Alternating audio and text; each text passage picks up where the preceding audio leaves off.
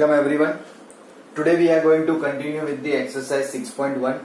Till now we have already completed till question number 16. So we are going to start with question number 17. Correct.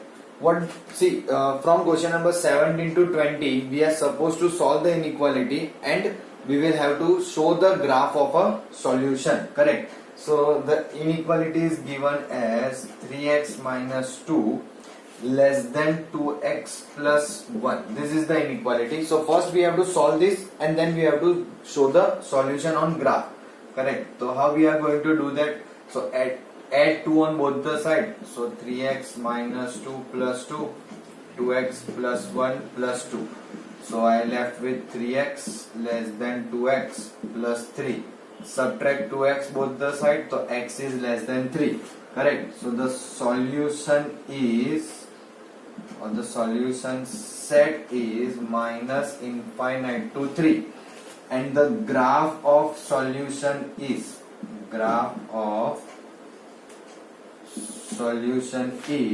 so it will be on the number line. Correct. From minus infinite to plus infinite, I can see 3, I can put 3 over here.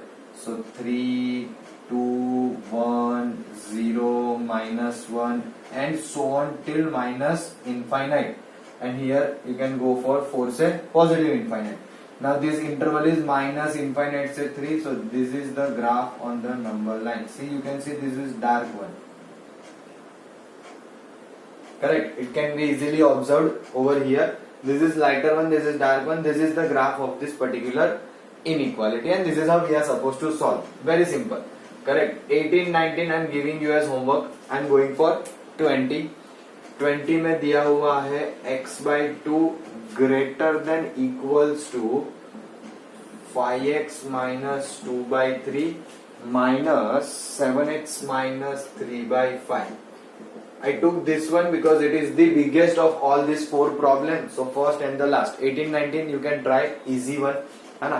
Again, this is 5. My bad. Now we will take LCM on the right hand side. So x by 2 greater than equals to. So this is 5 5s are 25x minus 10. 7 3s are 21x minus plus 5 3s are 15 divided by also 5 3s are 15. So this will be x by 2 greater than 25 minus 21 4 minus 10 plus 15 5 divided by 15. Now first we will multiply by 2 on both the side, then multiply by 15 on both the side. So it will become 15x greater than equals to 8x plus 10. So we'll subtract 8x from both the sides. So 15 minus 8, 5 or 2, 7x greater than equals to 10. That means dividing by 7 on both the sides, x will be greater than equals to 10 by 7. अब 10 by 7, so solution set जो है वो हमें सीधे सीधा मिल जाएगा. Solution set is open interval minus infinite से 10 by 7 close interval. Now how can we put it on the number line? So number line पे क्या ध्यान रखना है, यहाँ equal to की साइन है. So let me say 10 by 7. So it will be nearly 1 point something. I don't want to get exact value. I will put something like this: 1, 2, 3, 4 and so on this side. 0, minus 1, minus 2 and so on this side till minus infinite. So 10 by 7 will be 1 point something. So 1 point something I will put a dark sign over here and this side will be the graph. Correct. This is our graph. क्योंकि we are looking for the lesser value. Oh, sorry. जल्दी में गड़बड़ी होगी. Solution set is not this one. X is greater than equals to 10 by 7. So our solution set is 10 by 7 से positive infinite, not negative infinite. Sorry. So 0, 1, 2, 3, 4 and so on till infinite. 10 by 7 यानी 1 point something. So this side.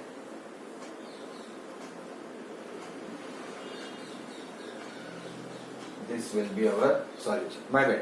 It's greater than, not less than. वो थोड़ा हर बार less than का symbol ध्यान में रहता है ना दिमाग में, so that's why that happened. But yeah, it is greater than, so it is 10 by 7 से infinite. So this will go like this, and this particular point is point of 10 by 7.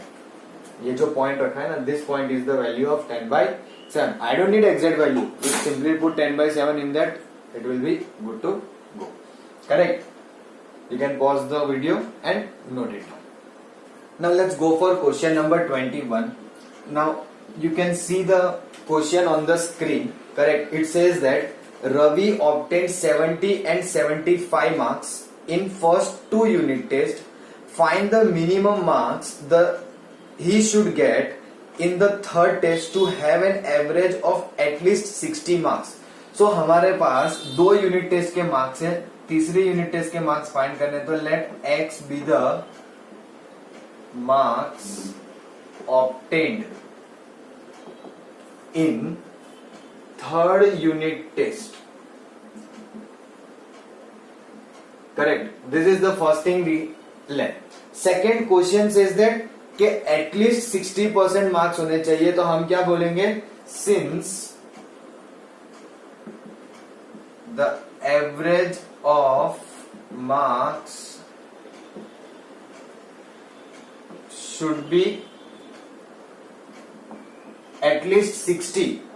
Correct है ना? जो average marks है वो उसके at least 60 means कम से कम 60 होने चाहिए. 60 से ज्यादा होंगे तो हमें कोई प्रॉब्लम नहीं है. और फर्स्ट 2 टेस्ट के मार्क्स हमें पता है 70, 75, तो थर्ड टेस्ट के मार्क्स होंगे x. सीधी सी बात है. और इन 3 का एवरेज यानी कि divided by 3 and this should give us at least 60 means 60 या उससे ज्यादा होगा चलेगा. So this particular value should be greater than equals to 60. सो उसके हिसाब से 70 plus this become like this. ये इनइक्वालिटी जनरेट हो गई. अब हमें पता है क्या करना है.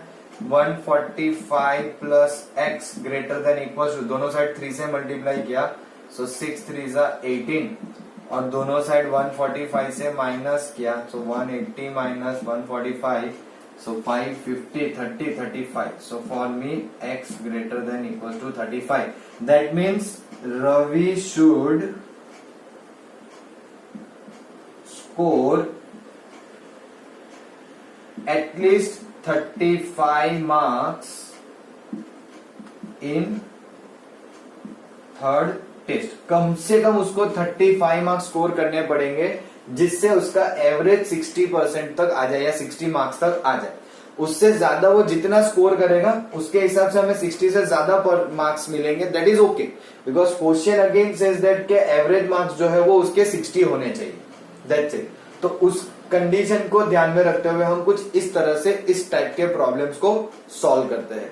M I clear? चलो लगे हाथ साथी में look at question number 22. I am not going to solve, I am just going to give you the idea. क्या कहा है? To receive grade A. Grade A receive करने के लिए in a course one must obtain an average of 90 marks और more. मतलब अब यहाँ पे कंडीशन क्या हो गई कि 90 या उससे ज्यादा मार्क्स हमें लाने हैं इन 5 एग्जामिनेशन, और हर एक 100 मार्क की है. If Sunita marks in first 4 examinations, पहली 4 एग्जामिनेशन में मार्क्स है 87, 92, 94 और 95. ये पहली 4 एग्जाम के मार्क्स है. तो फाइनल एग्जाम में उसे कितने मार्क्स स्कोर करने पड़ेंगे जिससे उसका ग्रेड ए आ सके. Correct? So same situation, let x be the marks obtained in the 5th exam, है ना? 5th exam एवरेज मार्क्स जो है वो 90 या उससे ज्यादा होना चाहिए. सेम कंडीशन इसमें प्लस x कर देंगे. 5 एग्जाम है तो divide by 5 and greater than equals to 90. ये हो गए आपकी कंडीशन फॉर क्वेश्चन नंबर 22. बस इस कंडीशन के रिगार्डिंग जैसे ये सॉल्व किया वैसे यहां सॉल्व करो, आपको पता चल जाएगा कि x क्या होना चाहिए. करेक्ट? सिमिलर प्रॉब्लम है, so I don't think so कि there is a need for me to solve this whole problem again in front of you. Correct? I believe that you people can do. या what I can do to identify is के give your answer in comment section. Give your answer in comment section and don't be shy. Correct? ऐसा मत सोचो कि अगर आपने कोई answer दिया वो गलत हुआ तो क्या होगा. करेक्ट है ना? अगर हम इस प्लेटफॉर्म पे अगर डरेंगे then it will be difficult for us only. So don't be shy. अगर राइट है रॉन्ग है whatever it may be, I will be appreciating you because you gave the answer. है ना, whether it's right or wrong, at present it doesn't matter, correct? So do it, try to give your answer whatever it may be, whether it is right or wrong, correct? You can pause the video and note it down. Now let's start question number 23. Find all pair of consecutive odd positive integers both of which are smaller than 10 such that their sum is more than 11. यानी कि हमें यहाँ पे ऐसे pair of consecutive odd integers find करने हैं जिन दोनों की वैल्यू, पेयर में जो दो एलिमेंट होंगे उन दोनों की वैल्यू 10 से कम होनी चाहिए और उनका सम जो है वो 11 से ज्यादा. तो सबसे पहले काम करते हैं, let x be the smaller positive integer, correct. x जो है वो हम क्या बोल देते हैं, let me write like this, let x be the smaller of the two consecutive odd positive integer, consecutive two odd positive integer, then another integer is x plus 2. अब ये x प्लस 2 कैसे आया, that is the main thinking we have to do. So whenever we talk about two consecutive odd number, इसका मतलब जैसे कि 3 और 5, तो 3 और 5 के बीच में 2 का गैप होता है, मतलब 3 प्लस 2 करेंगे तो 5 आएगा ना, करेक्ट. सेकेंड 5 7, तो 5 प्लस 2 7.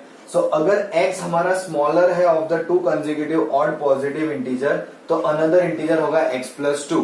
अब क्वेश्चन ने ये बोला है कि आपके जो भी दो पेयर, मतलब pair of consecutive odd integers है, दोनों जो है वो 10 से छोटे हैं. मींस अगर ये 10 से छोटा है ऐसा बोलूंगा तो मे बी रॉन्ग हो सकता है. क्यों? क्योंकि अगर ये 9 है तो फिर ये 11 हो जाएगा. But both of which are smaller than 10, तो हम बोल देंगे कि x plus 2 is less than 10, correct. इसके लिए आप एक स्टेटमेंट लिख दो, क्वेश्चन ने बोला है उस हिसाब से कि since both of which are smaller than 10, तो x plus 2 less than 10, तो x less than 8, equation number 1. लेकिन फिर ऐसा भी बोला है कि such that their sum is more than 11, also their sum is more than 11, यानी कि x प्लस 2 का सम जो है वो 11 से ज्यादा होगा. यानी कि ये कितना हो जाएगा, 2x प्लस 2 मोर देन 11, सो 2x less then 9, x less then 9/2, 9/2 यानी कि 4.5. सो ये मेरे लिए हो जाएगी इक्वेशन नंबर 2.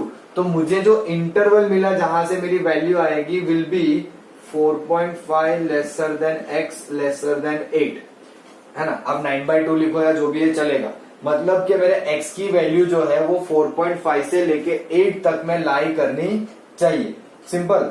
अब अगर इस हिसाब से हम बोले, so since x is an integer, correct. लेकिन कौन सा है, let's say is an odd number बोलते हैं क्योंकि हमें यहां ज्यादा इंटरेस्ट ऑड नंबर में है, करेक्ट. सो 4.5 से 8 में x कैन टेक वैल्यू, कौन सी वैल्यू ले सकता है x, 5 और 7, है ना. और अगर x 5 और 7 है तो pair of odd consecutive number are, पहली पेयर होगी 5,7 और दूसरी होगी 7,9. चेक कर लो, 5 और 7 10 से छोटे हैं, हाँ. 7 प्लस 5 12, 11 से ज्यादा सम भी होगा. 7 और 9 दोनों इंडिविजुअली स्मॉलर देन 10 और दोनों का सम भी more than 11. So these are the pair जो हमें इस पर्टिकुलर प्रॉब्लम से मिली. Are you getting? So this kind of problems will be important, है ना. कहां तक इंपॉर्टेंट होता है इसका ये, तो हमें क्वेश्चन पे से डिड्यूस करने आना चाहिए कि क्या बोला है और क्या करना है ना. कौन कितने नंबर से छोटा है या उनका सम कैसा मिलेगा, या जो दोनों नंबर है वो किससे बड़े हैं किससे छोटे हैं. All those things we need to take care over here. Don't worry, ऐसे एग्जाम्पल में भी है, आप ट्राई कर सकते हो। ऐसा एक्सरसाइज में नेक्स्ट क्वेश्चन भी है जो आप डेफिनेटली ट्राई कर सकते हो खुद से, जिसके लिए मैं आपको थोड़ा सा हिंट यहाँ पे प्रोवाइड कर देता हूं। क्या कहा है, all pair of consecutive even positive integer. Now even के लिए लेट वेट सब सेम होगा, let x be the smaller of the two consecutive even positive integer, तो another integer will be x plus two. Simple, क्योंकि even में भी gap plus two करके ही आएगा। अगर मेरा इवन नंबर 2 है तो प्लस 2 करूंगा तो 4, फिर प्लस 2 करेंगे तो 6। सो यहां तक सेम। आगे क्या कहा है, both of which are larger than 5। अब देखो इसमें बोला था कि both of which are smaller than 10, तो जो बड़ा नंबर था ना उसे हमने स्मॉलर देन 10 दिया, यानी कि x plus 2। In the next one it is given that both of them which are greater than या लार्जर देन 5। इसका मतलब कि हम x ग्रेटर देन 5 लेंगे, क्योंकि छोटा नंबर 5 से बड़ा होना चाहिए, तो बड़ा नंबर डेफिनेटली 5 से बड़ा होगा ही होगा, है ना। ये आइडिया आपको आ रहा होगा, correct. And their sum is less than 23, यानी कि x प्लस 2 का सम 23 से छोटा। ये दो कंडीशन से आपको कुछ वैल्यूज मिलेगी, है ना, इंटरवल मिलेगा। जैसे कि इसको ऐड करोगे तो 2x, 2 पहले रिड्यूस करो 21 और 21/2 यानी कि 10.5। सो 5 से लेके 10.5 में जितने भी इवन होंगे लाइक 6, 8 एंड 10 ये उसमें आएंगे, करेक्ट। अब उसके हिसाब से आप ऑर्डर पेयर बनाओगे तो 6 के लिए चलो पहले 6 और 8 बना दिया, सही है। क्यों, क्योंकि 6 और 8 दोनों 5 से बड़े हैं और दोनों का सम 23 से छोटा। फिर दूसरा बनाएंगे हम 8, 10। 8 और 10 दोनों छोटे हैं और 8 और 10 दोनों 5 से बड़े हैं और 8 और 10 का एडिशन होगा 23। लेकिन हमारे इस इंटरवल में 10 भी आया होगा तो इट विल बिकम 10, 12, क्योंकि x की वैल्यू 5 से बड़ी और 10.5 से छोटी, तो x तो 10 आ सकता है ना, करेक्ट। सो 10 और फिर 12, चेक करो दोनों कंडीशन सेटिस्फाई करेगा। Both of them are bigger than 5 and both of their sum is less than 23, क्योंकि 10 प्लस 12 22 होगा। तो ये तीन उसके सॉल्यूशंस होंगे, करेक्ट। सिमिलर वे में करना है, कुछ नया नहीं है। So I can definitely and confidently give it to you so that you people can try by yourself and get to this answer. Am I clear? You can pause the video and note it down. Now let's start question number 23. Again the question is on your screen. क्या बोला है? Sorry 25. My bad. हमने 23 already कर दिया. 25 and it is already on your screen. क्या कहा है? The longest side of a triangle is 3 times the shortest side, and the third side is 2 centimeters shorter than the longest side. If the perimeter of the triangle is at least 61 centimeter, then find the minimum length of the shortest side. तो हमें सबसे important यहाँ पे पूरे problem में जो है वो शॉर्ट साइड है। अगर शॉर्ट साइड पता होगी तो बाकी चीजें मिल सकती है, या ढूंढनी तो है नहीं but still. So let's say question number 25, let the length of the shortest side be x centimetre, correct है ना। यहाँ पे कुछ एक 2 सेंटीमीटर प्रोवाइड है तो वो हमें हेल्प करता है कि सब चीजें हम सेंटीमीटर ले। Then the length of longest side be. तो क्वेश्चन ने क्या बोला है कि लेंथ ऑफ लॉन्गेस्ट साइड जो है वो 3 टाइम्स दी शॉर्टेस्ट साइड होनी चाहिए, यानी कि 3x centimetre. And then the third side be. तो थर्ड साइड क्या बोली है कि 2 centimetre, third side is 2 centimetre shorter than the longest side. So longest side आपकी 3x है, उससे 2 सेंटीमीटर छोटी, यानी कि 3x minus 2 centimetre will be the third side. So सबसे छोटी साइड x, सबसे बड़ी 3x और थर्ड साइड जो होगी वो 3x माइनस 2। ऑल्सो हमारे पास क्वेश्चन में पेरीमीटर बोला है, सिंस द पेरीमीटर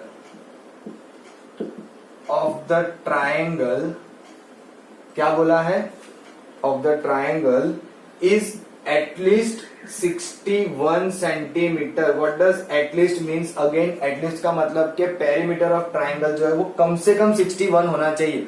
उससे ज्यादा होगा चलेगा लेकिन कम नहीं, यानी कि sum of this three sides x plus 3x plus 3x minus 2 should be greater than equals to 61। Perimeter का मतलब तो वही होता है ना कि तीन साइड्स का सम। सो तीन साइड का सम जो है वो कम से कम 61 होना चाहिए और it could be more than 61। So हमने बोल दिया कि sum of this triangle sides of the triangle will be greater than equals to 61। अब इसे सिंप्लीफाई करो और x फाइंड कर लो, सिंपल हो गया। So x plus 3x plus 3x minus 2 greater than equals to 61। So 3 और 3 6 और 1 7x minus 2 greater than 61। Add 2 on both the side 63 divide by 7 on both the side. So 63 by 7 यानी कि x is greater than equals to 1। अगर x की value 9, अगर x की वैल्यू greater than equals to 9 है, इसका मतलब कि shortest minimum length of the shortest side है ना, the minimum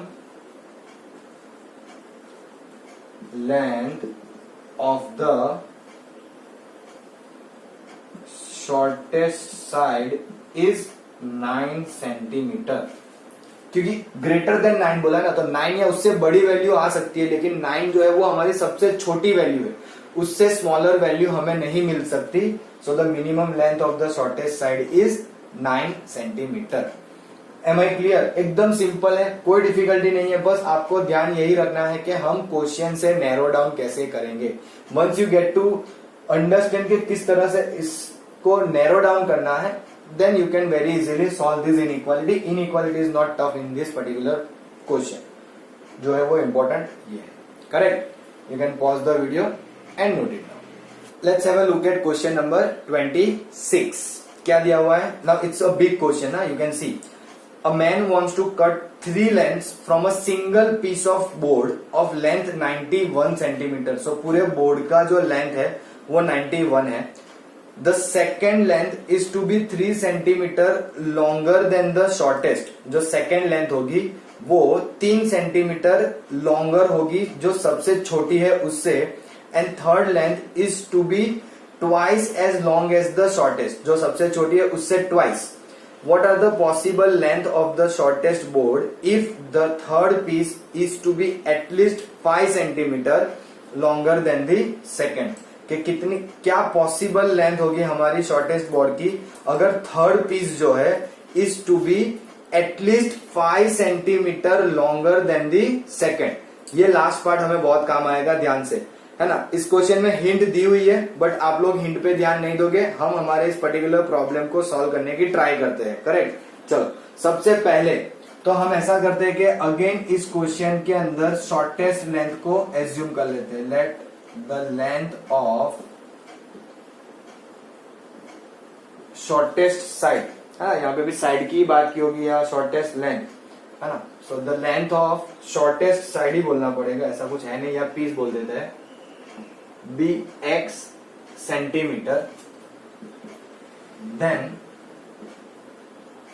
the length of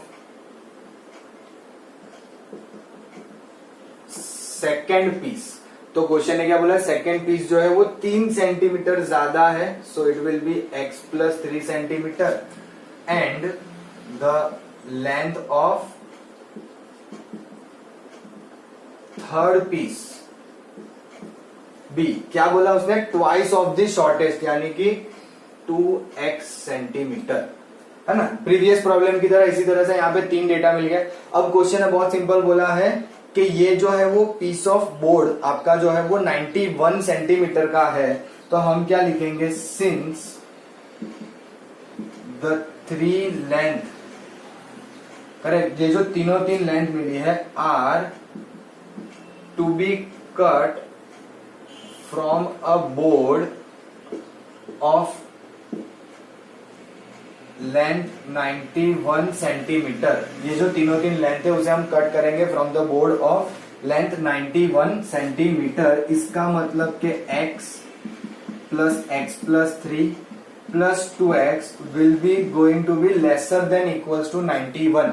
now how I can say lesser than, अरे जितना बोर्ड है उससे ज्यादा तो लेंथ आनी नहीं है, सो डेफिनेटली उतने लेंथ में ही 3 पार्ट अच्छे से हो जाएंगे, या फिर उससे कोई छोटी वैल्यू में 3 पार्ट होंगे जहां पे थोड़ा बहुत वेस्टेज बच जाएगा।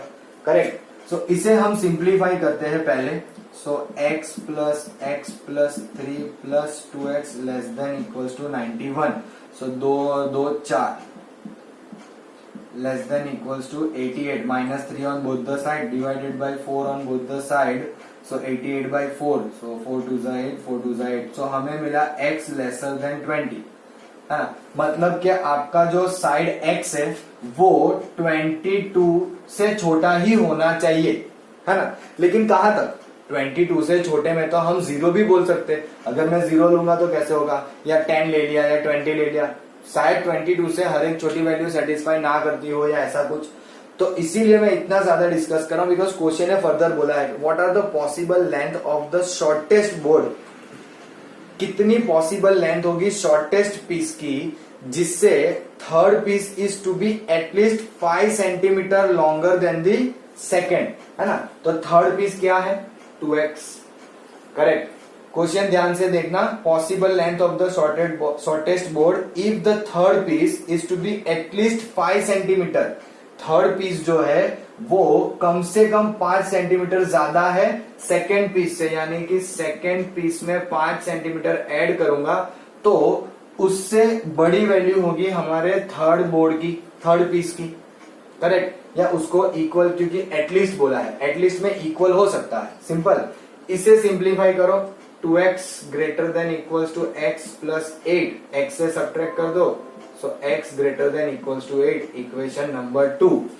Therefore the possible length of shortest board या shortest piece is lie between 8 less than equals to x less than equals to 22। 8 से 22 के बीच में ये लाई करेगी। Are you getting? So the possible length of the shortest board is between 8 to 22। 8 भी हो सकती है, 22 भी हो सकती है, या उसके बीच में भी कोई भी वैल्यू हो सकती है जो हमारी सारी कंडीशन को सेटिस्फाई करेगा। अगर जनरली होता क्या है कि हमारा माइंडसेट जो वो यहाँ पे आके खत्म हो जाएगा कि हाँ 22 से छोटी हो जाए। क्वेश्चन ने मिनिमम लेंथ थोड़ी पूछी है ना। पहली बात, मिनिमम लेंथ बोला हो तो हमें पता नहीं चलेगा क्या है, क्योंकि ये मैक्सिमम दे रहा है। 22 से छोटी वैल्यू होगी, so 22 is the maximum value which we can have, उससे छोटी। सो ये मिनिमम नहीं दे रहा है, ये लॉन्गेस्ट वैल्यू दे रहा है, या सबसे बड़ी वैल्यू दे रहा है जो शॉर्टेस्ट साइड की हो सकती है। शॉर्टेस्ट साइड की सबसे बड़ी वैल्यू, ऐसा समझना है ना। तो इससे छोटी शॉर्टेस्ट साइड हो सकती है, कितनी छोटी हो सकती है? तो कि 8 तक। So the possible length of the shortest piece, मैं यहाँ पे वापस है ना बोर्ड को हटा के पीस लिख देता हूँ, क्योंकि हमने ना ये पीस के फॉर्म में ही लिखा हुआ है, तो पीस लिखना हमारे लिए ज्यादा बेटर रहेगा। And it's lie between 8 to 22। Are you getting me? Correct. It will be greater than equals to 8 and lesser than equals to 22। So this is how we are suppose to solve this kind of question. और ये question आपके लिए इस exercise में से important रहेगा 110%। So please make sure कि आप इसको प्रॉपरली समझो, अच्छे से करो, and then you can copy down. हाँ, यहाँ पे ना एक स्टेटमेंट लिख लेना। क्या लिखोगे? कि since the third side is at least 5 centimetre more than the second side, या third piece is at least 5 centimetre more than the second piece, therefore ये कंडीशन मिली और हमने इस तरह से सॉल्व किया। Am I clear? So that's where our exercise is also over. यहाँ पे हमारी एक्सरसाइज भी खत्म होती है, and this particular video is also going to end, because हम आज इतना ही कवर करेंगे। इन the next upcoming videos we will talk about a graphical solution of a linear inequalities in 2 variable। अभी तक हमने जितना भी सॉल्व किया एवरीथिंग वाज ऑन 1 वेरिएबल। अब हम 2 वेरिएबल में जाएंगे जहां पे थोड़ा सा कॉम्प्लिकेशन बढ़ेगा एज कम्पेयर टू दिस, है ना। यहाँ पे है उससे तो थोड़ा कॉम्प्लिकेशन बढ़ेगा क्योंकि एक से वेरिएबल बढ़ रहे हैं, but it will not be any kind of difficult thing to do. I will be there for you to help. Correct. So अगर आपका हो गया हो तो you can share your videos with your friends, so they can also have an advantage, वो भी देखे। अगर आपको पसंद आया हो वीडियो तो प्लीज प्लीज लाइक कीजिए। आप अपना सपोर्ट मुझे प्रोवाइड कर सकते हैं by liking the video if you literally understood correct what I am trying to teach. So please, thank you so much for watching.